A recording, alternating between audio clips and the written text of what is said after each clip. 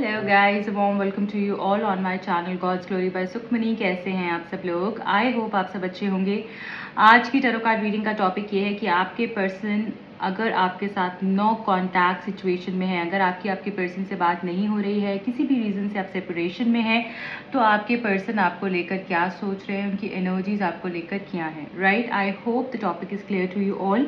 अगर आप इस रीडिंग से कनेक्ट होना चाहते हैं, अगर आप चाहते हैं रीडिंग से आपको गाइडेंस मिल पाए, रीडिंग आपसे रेजोनेट हो पाए, तो प्लीज़ चैनल को सब्सक्राइब कर लीजिए, वीडियो को लाइक कर दीजिए ताकि एनर्जी एक्सचेंज हो और आपको हम राइट गाइडेंस दे पाएँ। तो जल्दी से देख लेंगे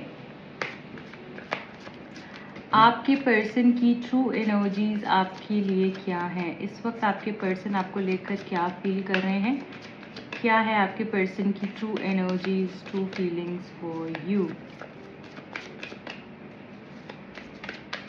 ट्रू एनर्जीज क्या है आपके पर्सन की, डिवाइन प्लीज बताइए। मेरे व्यूअर्स जो इस रीडिंग को देख रहे हैं उनके लिए क्या गाइडेंस है, उनके पर्सन की ट्रू फीलिंग्स क्या है उनके लिए। Thank you.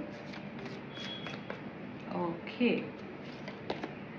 the moon, first card is the moon here,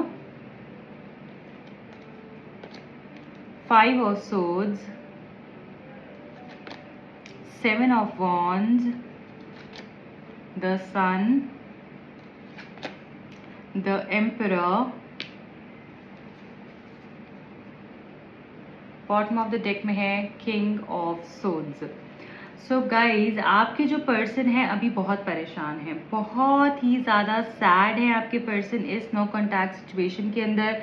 जैसे कि उनको कुछ भी समझ में नहीं आ रहा है, उनको ऐसा लग रहा है कि कोई भी उनका अपना नहीं है, बहुत अकेले हो गए हैं वो। अगर जब भी आप होते थे उनकी लाइफ के अंदर, जब आपकी बात हुआ करती थी, सब कुछ उनको बहुत अच्छा लगता था, क्योंकि उनको ऐसा लगता था कोई अपना है जिसके साथ वो डिस्कस कर सकते हैं, जिसको वो अपनी प्रॉब्लम्स बता सकते हैं, इश्यूज बता सकते हैं, जो कि उनको ट्रूली हेल्प करेगा, अपने किसी सेल्फिश इंटरेस्ट के बगैर उनके साथ रहेगा, उनको हेल्प करेगा। राइट, अभी आपके पर्सन बहुत अकेले दिख रहे हैं मुझे, बहुत ही सैड दिख रहे हैं मुझे, जैसे उनको कोई रास्ता समझ नहीं आ रहा, वो कोई डिसीजन नहीं ले पा रहे हैं।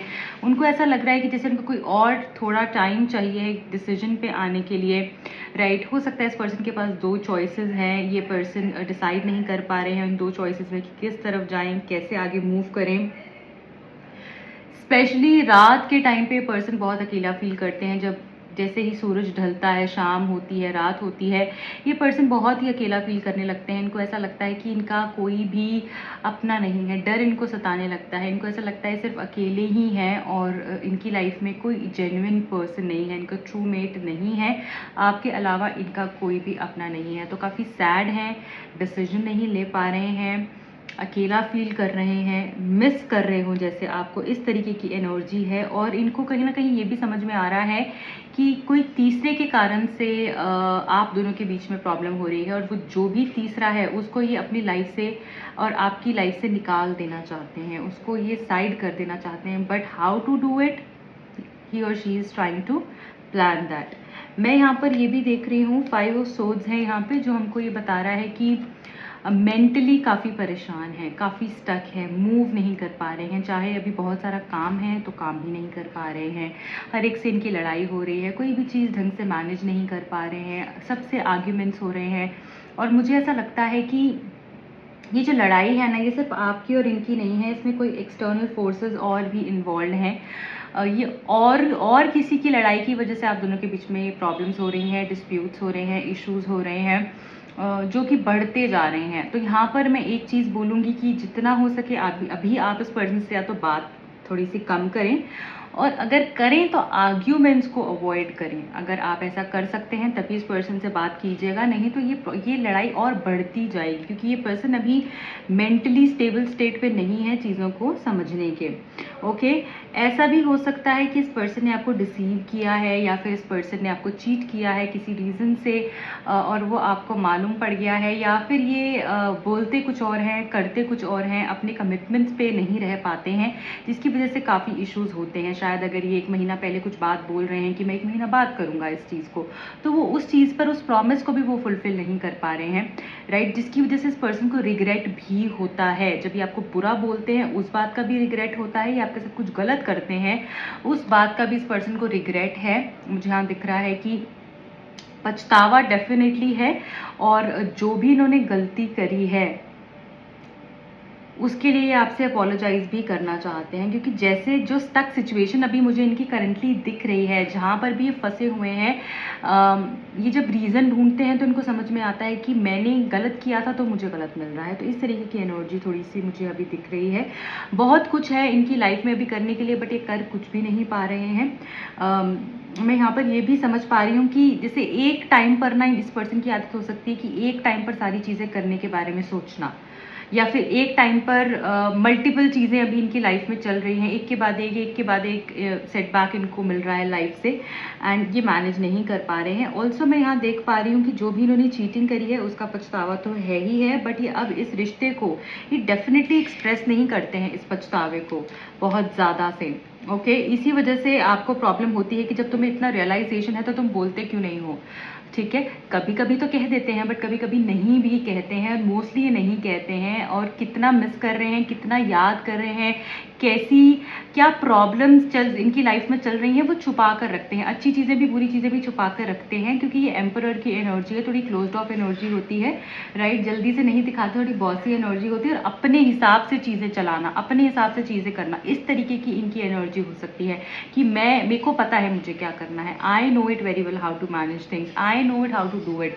तो वो वैसे वाली एनर्जी मैं यहाँ पर देख रही हूँ कि खुद से सब कुछ करना है और दिखाना नहीं है, बताना नहीं है, चाहे कितना भी पेन है या कुछ भी फील कर रहे हैं। सामने से ऐसा लग रहा होगा कि यार ये बहुत अच्छे से सब कुछ कर रहे हैं, बट ये नहीं कर पा रहे हैं, अंदर से घुट घुट के जी रहे हैं, और रिग्रेट भी इनको खूब सता रहा है।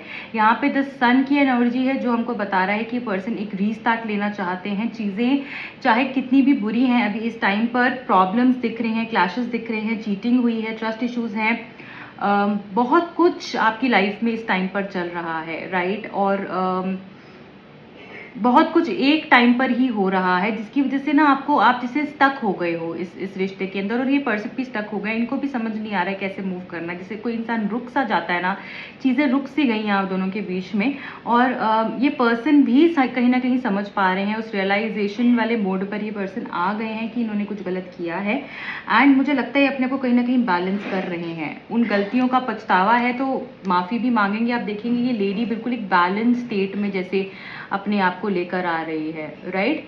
तो ये बैलेंस करने की कोशिश कर रहे हैं, और रिन्यूअल यहाँ पर होता हुआ मुझे दिख रहा है, क्योंकि सन की जो ऊर्जा है रिन्यूअल की ऊर्जा होती है, न्यू बिगिनिंग की ऊर्जा होती है, पुराना पीछे छोड़कर आगे बढ़ना, मैरिज, ये सारी चीज़ें दिख रही हैं, फॉर्चुनेट मैरिज, प्रेगनेंसी, सब कुछ मुझे दिख रहा है। बट आपको ये सब चीज़ों को पार करना पड़ेगा, तब आप इसके ऊपर आ पाएंगे। तो यहाँ पे सन की जो ऊर्जा है वो एक बहुत पॉजिटिव कार्ड है मेजर अरकाना से, जो हमको होप दे रहा है। यहाँ पे मून है, यहाँ पे सन है, तो ये जो यिंग यांग के बीच में जो ये एनर्जी है ना, ये 5 ऑफ सोर्ड्स और 7 ऑफ वॉन्ड्स वाली, इसको निकालना है कहीं ना कहीं, तभी वो बैलेंस आएगा आप दोनों के बीच में, राइट। यहाँ पे बहुत सारे लोग ट्विन फ्लेम सोल में जर्नी में भी हो सकते हैं, ट्विन फ्लेम में मुझे ज़्यादा दिख रहे हैं।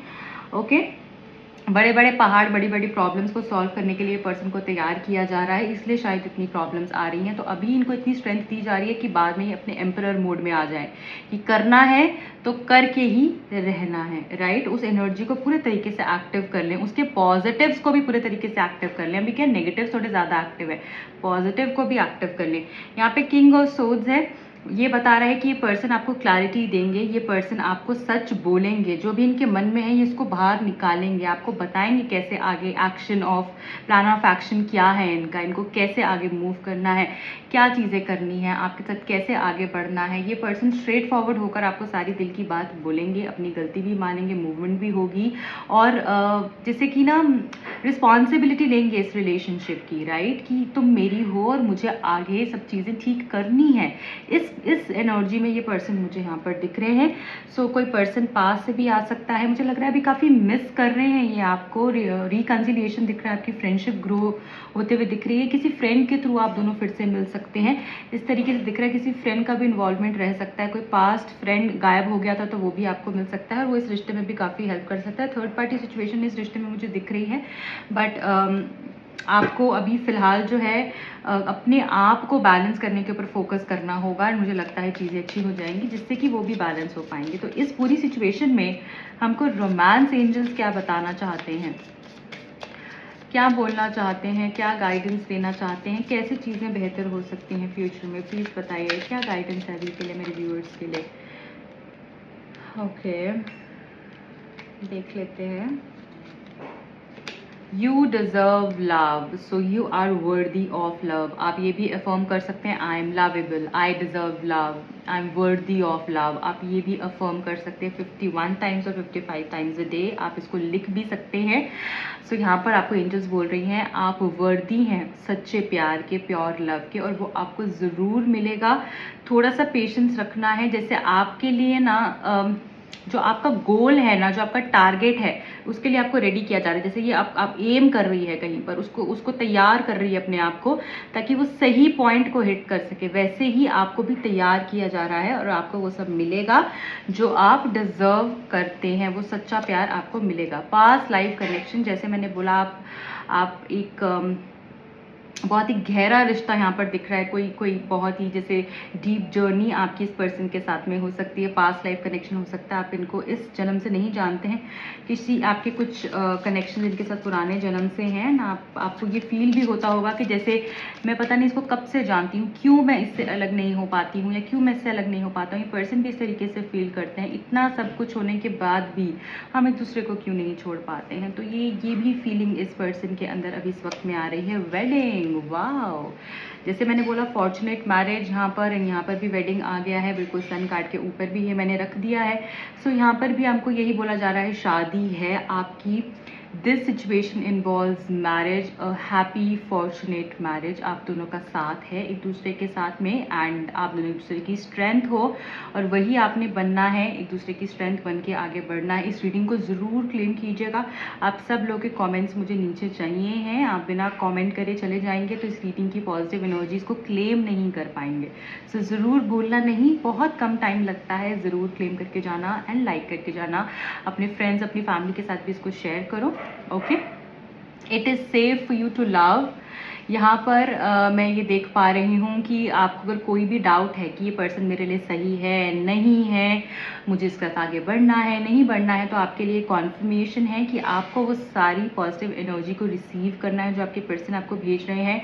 आपको अपने हार्ट चक्रा को ओपन करना है एंड रिसीव करना है हाईएस्ट फॉर्म ऑफ एनर्जी, जो कि है लव। सो प्लीज़ आप तैयार हो जाइए इस खूबसूरत रिलेशनशिप के लिए। बिना कुछ सोचे समझे आपने एक्सपेक्टेशंस कुछ नहीं रखनी है, बस अपने कर्म पे बिलीव करना है, जो मैं हमेशा कहती हूँ।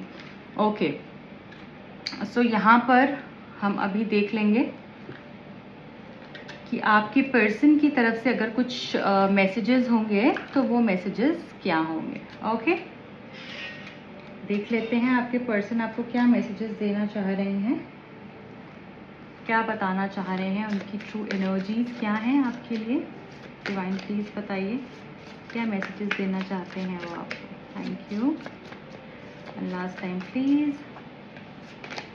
आई read our conversations over and over again. आपको बहुत मिस कर रहे हैं, बहुत याद कर रहे हैं आपकी कॉन्वर्जेशन, आपकी बातें, आपने जो इनको कहा, जो अच्छा मोमेंट आपने, अच्छा टाइम एक दूसरे के साथ स्पेंड किया है, चाहे वो बहुत साल से एक दूसरे के साथ में है या बहुत नया रिश्ता है, जो भी टाइम आपने स्पेंड किया है बहुत स्पेशल है और उसको ये बहुत याद करते हैं। बार बार ये आजकल उसी के बारे में ही सोच रहे हैं। Okay, baby come home, you are home to me. So जैसे मैंने आपको बताया, आपके साथ बहुत कंफर्ट फील करते हैं ये पर्सन, बहुत कंफर्टेबल है, इनके कंफर्ट जोन में होते हैं ये जब ये आपके साथ होते हैं, और इनको ऐसा लगता है कि जैसे एक घर आके हम कहीं भी दुनिया में चले जाएं, बट जो हमें घर में आके सुकून मिलता है वो हमारे घर में ही मिलता है, हमारे बेड पे ही मिलता है ना। हमें वो जो होम वाली एनर्जी होती है, चाहे हम दुनिया में कहीं भी चले जाएं, जैसे अच्छे होटल में हम रह लें, वैसे ही ये पर्सन कुछ भी कर लें लाइफ में, चाहे कितनी भी फ्लैम्बॉयंट एनर्जी में रह लें या कुछ भी कर लें, बट जो सुकून, जो कंफर्ट इनको आपके साथ मिलता है, आप इनके लिए एक होम वाली फीलिंग इनको आपके साथ आती है। एक जहाँ पर हमें अपनापन होता है ना, घर पे हम कैसे भी कुछ भी करते हैं, हमें किसी को कुछ बताना नहीं होता, बोलना नहीं होता, प्रिटेंड नहीं करना होता, प्रिटेंशियस एनर्जी नहीं होती है, राइट। एंड हम बस अपने लिए चीज़ें करते हैं, वैसे ही आपके साथ रहते हैं, बिल्कुल जैसे एक इंसान घर पे रहता है। तो आप इनके लिए एक होम हो, इनका कंफर्ट हो, इनकी हैप्पीनेस हो, राइट। और ये बोल रहे हैं कि जैसे आप इनसे रिकनेक्ट करें, फिर से आपसे आपसे मिलना चाहते हैं, आपसे बात करना चाहते हैं। ये पर्सन विदाउट यू आपको डज नथिंग। आपके बगैर ये पर्सन कुछ नहीं है। इनको ऐसा लगता है कि इनकी लाइफ ही मूव नहीं करती है अगर आप इनके इनके नहीं हैं तो इनकी लाइफ में कुछ नहीं है। आई dream of you and me, इनको रिसेंटली हो सकता है आपका सपना भी आया हो, या जब आप रीडिंग देख रहे हैं आपको आया हो, या उस दिन आपको आए या इनको आए, right. I would be so lost if you leave me. अगर आपने इनको छोड़ दिया, इस पर्सन के पास कुछ नहीं बचेगा, बहुत अकेला हो जाएंगे और ये टूट जाएंगे पूरे तरीके से। Next is I think you don't need me any more and that breaks my heart. इस पर्सन को कभी कभी ऐसा भी लगने लग गया है, जैसे अभी जब आपकी बात नहीं होती है इस पर्सन से, तो ये पर्सन ऐसा भी सोचते हैं कि अब आपको ये नहीं चाहिए अपनी लाइफ में, और इसी वजह से काफ़ी परेशान भी हो सकते हैं ये पर्सन, और इनका जैसे ये सोच सोच के दिल काफ़ी टूट जाता है। Next is you are the one that makes my heart beat faster, you are the one who makes me feel peace in chaos। जब भी ये पर्सन सैड होते हैं, परेशान होते हैं, इनकी लाइफ में कुछ अच्छा नहीं चल रहा होता, इनको सिर्फ आपसे बात करनी होती है, और जब आप इनसे बात कर लेते हैं इनको शांति पड़ जाती है। आपकी एनर्जी ऐसी है कि जब भी आप इनके पास होते हो इनको सुकून मिलता है, इनको इनको पीस मिलता है, इनको हैप्पीनेस मिलती है, इनको सॉल्यूशंस मिलते हैं, राइट। ऐसी एनर्जी है आपकी। जब भी ये परेशान होते हैं इनको सिर्फ और सिर्फ आपकी ही याद आती है, और मुझे लगता है कि अभी भी रिसेंटली इनकी लाइफ में जो भी क्योर्स चल रहे हैं, इन्होंने आपके बारे में बहुत सोचा है। So guys, this is it for today. I hope ये रीडिंग आपसे रेजोनेट हुई है, आपसे कहीं ना कहीं कनेक्ट हो पाई। अगर हुई है तो ज़रूर मुझे बताएगा कमेंट सेक्शन में कैसे रीडिंग आपसे रेजोनेट हुई है, क्लेम करके जाइएगा। मेरे दूसरे चैनल का लिंक आपको डिस्क्रिप्शन बॉक्स में मिलेगा।